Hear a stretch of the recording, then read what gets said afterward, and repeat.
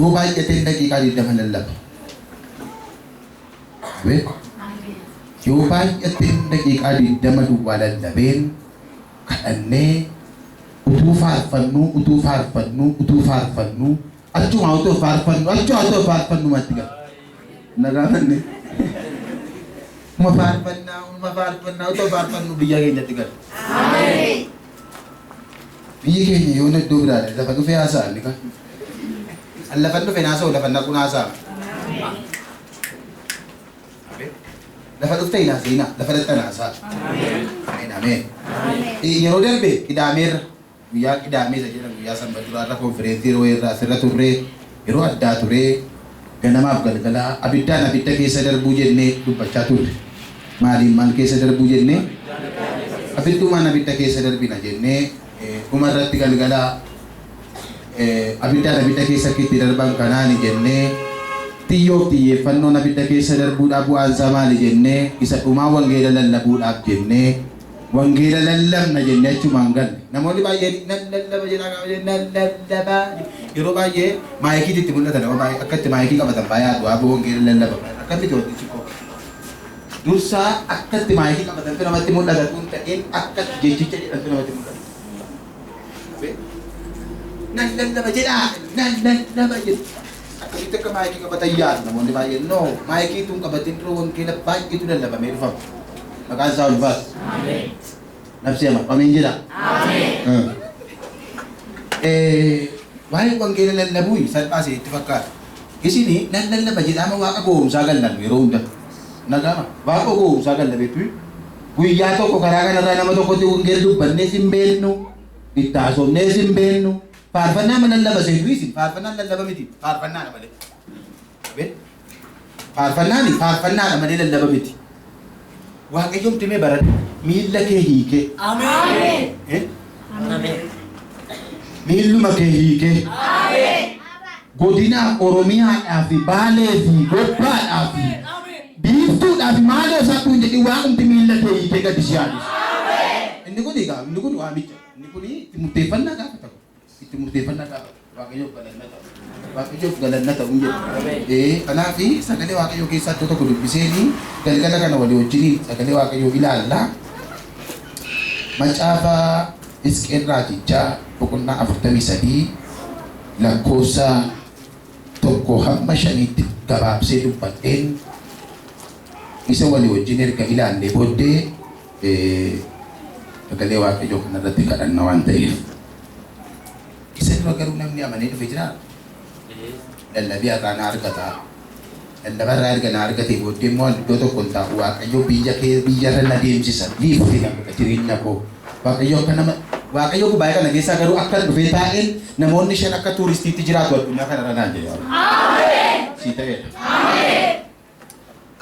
Iddoo tokko mana gooteettee jiraatu. Ameerikaan mana kee, Ingilisiin mana kee, Wallaggaan mana kee, iddoon sun mana kee, dhuma si fuudhee deemu. Waaqayyoomti biyya si haa ilaalchisu.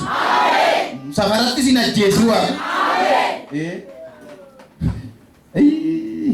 Mee macaaficha Hisqeel raajichaa kana walii wajjiniin waa ilaalla. Ergasii namichi karaa karra isa gara ba'a biiftuutti garagaluutti nageessee kunoo ulfinni Waaqayyoo isa kan Israa'el karaa karra ba'a biiftuu hin dhufe. Sagaleen isaas akka sagalee huursaa bishaan baay'ee ture. Ulfinni isaa irraa kan ka'e lafti in ifte mul'atichi ani arge akka isa ani yeroo inni mandaratti balleessuuf dhufee argee akkasumas sanyii mul'ata isa ani laga Kebaar bukkeetti argee sana ture. Yommuu sanii adda kootiin lafatti nan gombifame ulfinni Waaqayyoo karaa karra isa gara ba'a biiftuu garuu mana qulqullummaatti ol galee lakkoofsa 5 irra isa jiru. Yommus hafuurri ol nafu gara oobdii isa gara keessaatti nageesse. Kunoo ulfinni Waaqayyoo mana qulqullummaa sana hin guute ture jedha.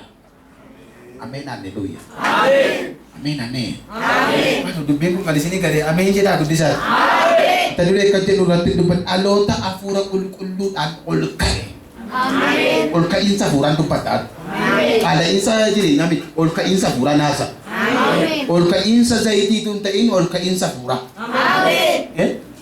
Mee dabalaa arraa hidhaatti maa nama si bira jiru. Dubbat maqaa waaqayyo sa jiraatan namni dubbanni gubaa kana kentaa. Haasay dubbachuu si fayyamameera. Harraa'in. Onnagaan harraa'in. Akka isaa qabiraasitti harraa'in. Ol ka'iinsa furataa saama malee. Ol ka'iinsi qaala'iinsi zayitiin inaasa'amu walitti naayin. Naasa'amu non jiru no. Inni nama furaan ol ka'ee namna furaan ol ka'ee jennaan hundinuu isaa gadi. Wanti hundinuu isaa gadi namna furaan ol ka'ee waan jiru gajjallaa oolchee ofii gararraa jiraata. Isa kana kan nama furaa beeka. Abee nama furaa beeka. Dhagaatu namna furaayi waa'ee furaa beeka. Macaafa qulqulluu kan booddeetti dhufeen dubbadha. Dhaloonni furaa qulqulluudhaan ol ka'e Hisqeel jireenyuma isaa keessatti waaqayyo maqaa addaatiin isa waama. Maqaa addaatiin isa waama. Maal jedhaa? Yaa mucaa namaa jedhaan. Akka Hisqeel hin jedhu waaqayyo. Yaa mucaa namaa jedhee waama. Ameen ameen. Maqaa waaqayyotti moggaasedha. Sitta moggaasu. Ameen. Ameen. Akka yaa mucaa namaa. Jedheeroon yaa mucaa namaa innaan Hisqeel. Abeen jedhee maqaa. Maaliif waaqooti ittiin waama. Maqaa warri kaan waldaa kiristaanaa namoonni kaan ittiin waaman miti maqaa waaqoo ittiin waamu. Yee mucaa namaa oo asan jireedha gurbaa. Maqaan akkasii moo kennee waaqe. Yee Hisqeel jedhee waamu waaqe. Maaloo. Akkoo isa manaame mana amma manaa maqaan koo kan biraa akkitti maatiin koo na waaman. Nama jaallattu mararsiifattee waama. Nama Paaster Saamiyyee yoo jedhe cinqee maali qaba. Ijoollee kan hin dhayinaa. Akkasii dhooftanii isinitti kennan adaraadha. Waaqootu ijoolleen kennaa eenyuuti? Kennaa lamuuddiini? Kennaa waaqayyooti jedha. Nagaama ijoolleen kennaa waaqayyoo waan taateef hin qosoqosinaa. Hin qosoqosinaa. Gadi makiinaa laalchisi ol deebisi callume.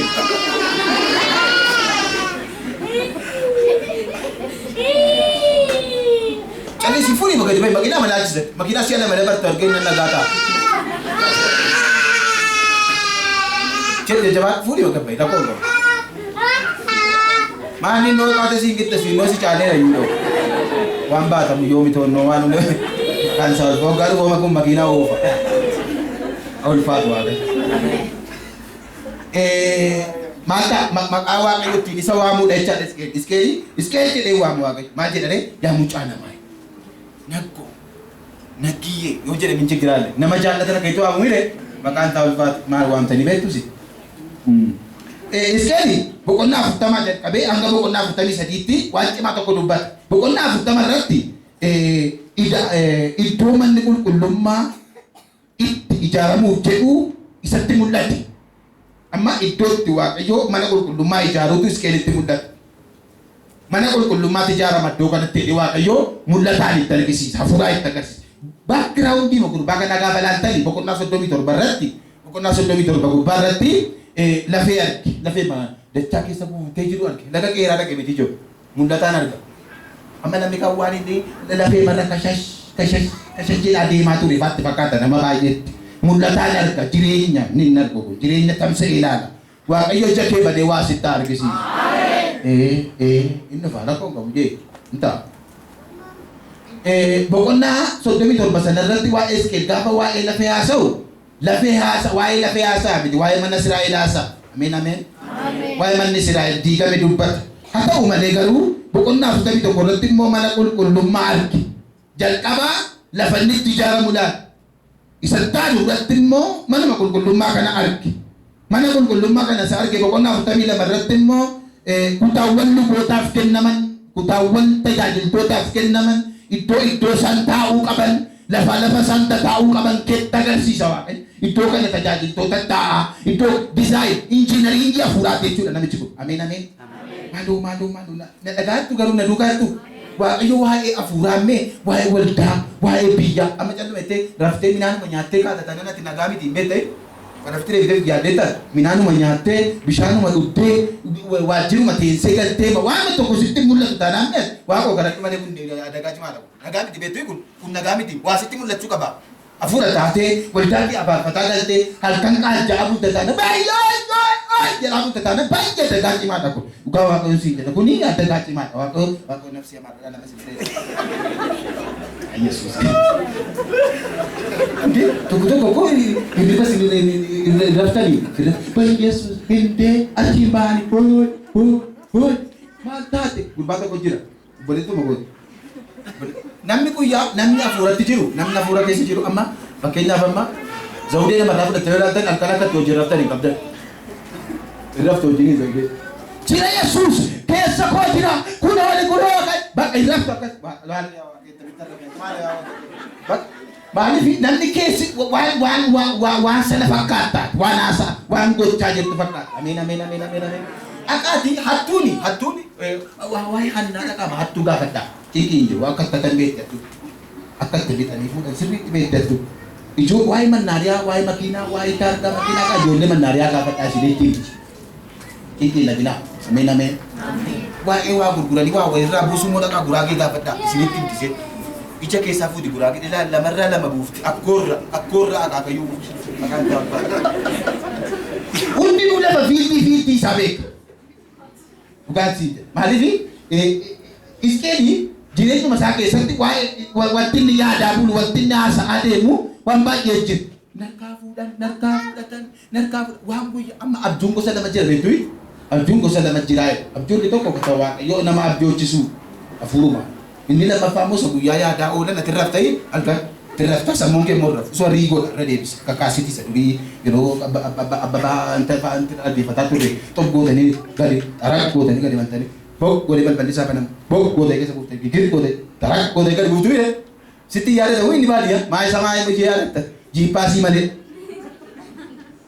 ini kada kasi rigo ege bisa sa mungkin betu al guya sa rafaul mi hada ul tenal kana mal kana abjudan iso guya man gashar kita kan man gashar kita kana iso guya al kita mana ini abjumi ta mako naga duga ko tinjira makuli abjun jela guya kita ka man gashar kana guya ne tar kita bal kana tar kita man gashar abju pat ko mako hika kan berasing yo wana al kita amin abju kan biya kan alo tai jaket tamulat Aka di mereka kebat ni fatuti elkan na lota silkan na bamin.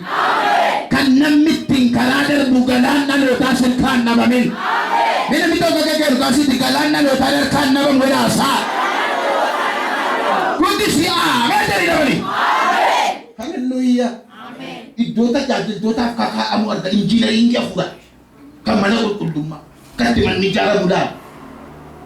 Bale sa kajalagana. Girgitar sa kasi. Desainnya kasih tinggalan itu kan mau terjadi itu tak afura terga cinta bunda amin nak mereka geser terga mari rawai wal daga nak tijaran mau barang-barang kiri patajira ai nak yo bi na bakira ite yun grefa dulu desain nuti munda juga kan disa mabrini jurote yu bahasa ritin kan disa beri jurote desainer bahasa fidas tidak tafaka lakukan tijaran memandike ya nagaman aja gina ka wala wala gay kabi nila gina tinagama asjo ka na Kenya ida ugawa kayo sa nalalaman tigo na tanan mis mane yung kayar mane ka yung kayar gina lago no kay tijara manila yoro ka talisi naga pa ka mana kirai na man makirai na ra ka fa di gina nagama mana na ke dila kaya na ke sa mana kirai isini ka falura dal buka mali dar manat isini fanano wa kayo sa singgoda hindi nanti wanti mana saya kadama na kita cuma kana saat pokoknya kami lamarati kutawan mabota ken namin algi dog gudda namun ni guddan taan alka after isa di ratiga ul finwa kayo manakul kullumat di usa ilana amma jan ka ba wanti nila luan pira itu maje utoje wanti alka figun bifa goda ta ai ni ama ke dizes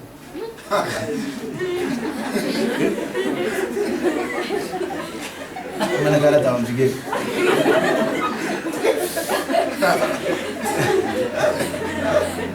Numari Yesus faizako. Nunde katera jubugo na vironda makan salvado.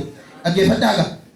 Baabi fu saja tu amma ga la cosa anamadu pise kana kesa kara baabi fu tigara galuje. Yerontuma Kristianon ni garaba abif tuyo yadan sanif gari rasi debia Kristianon ni karaba saja tak bukan yo yadan gari kan saat min five kan saat ila lagi kata karaba abif tu ini jadi buku ni ila itu nama Nama. Ini tayo. Sila. Amma, karaba abiftu inni jedhamu kuni Israa'elotti yeroo dhuma gara baay'oo filatan isaaniif gaarii. Maaliif yoo jaan jettanii gannati edan jedha. Gara abiftuutti achi garagalaa. Inni gannata edan addaan inni waan keessa ari'aman sun gara maalitti garagalee? Gara abiftuutti garagalee. Manni qulqullummaa inni kan Solomoon gaaddifoon isaa jedha gara abiftuutti naanna'e. Ujiwan lakkaa'anii warri Yesuusii bakka fuudhaa dhufan sun karaa ba'aa biiftuu dhufan jedha sabaa sagalii sun karaa ba'aa biiftuu dhufan. Waaqayyo karaa ba'aa mana kee eebbisu ameen jedha. Ol kaasaa meeqa keessan as keessaa karaa ba'aa kana nama waan dhaga'u jedhu. Eewu. Namicha kan mataa kan gootii kun mee ati yeroo dhiyootti waaqa iddoo sitti geeddarate. Ameen. Miiqanyaa amiin jedhi. Ameen. Dabali amiin jedhi. Ameen. Hundisi ameen jedhiif. Kiristaanonni gara ba'aa biiftuu akkana sumarraayyuu manni qulqullummaa hinnan arge jedha duumessa uffatee waaqayyo jedhi yennaa kara ba'aa biiftuu kara ba'aa biiftuu sana dhufee ol gale. Ol sitta gale. Ameen. Ol galee. Ol agalu gidduu kan. Rakkinni kee gadi ba'ee ulfinni waaqayyo mana kee ol agalu. Inni rakkina namarra dabarsu, inni du'a namarra dabarsu, inni yaaddoo namarra dabarsu, inni gibiraa namarra dabarsu. Ilaa utoo hin beekin gara mana keetti ol siifa galu. Jaallattus jibbitus waa gadi ba'ee waa ol gala bara.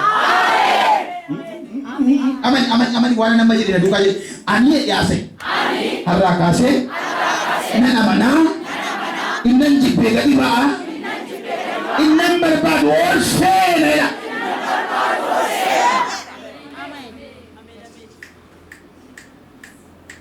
Nangis iyyati keessa fuudhamee. Ameen.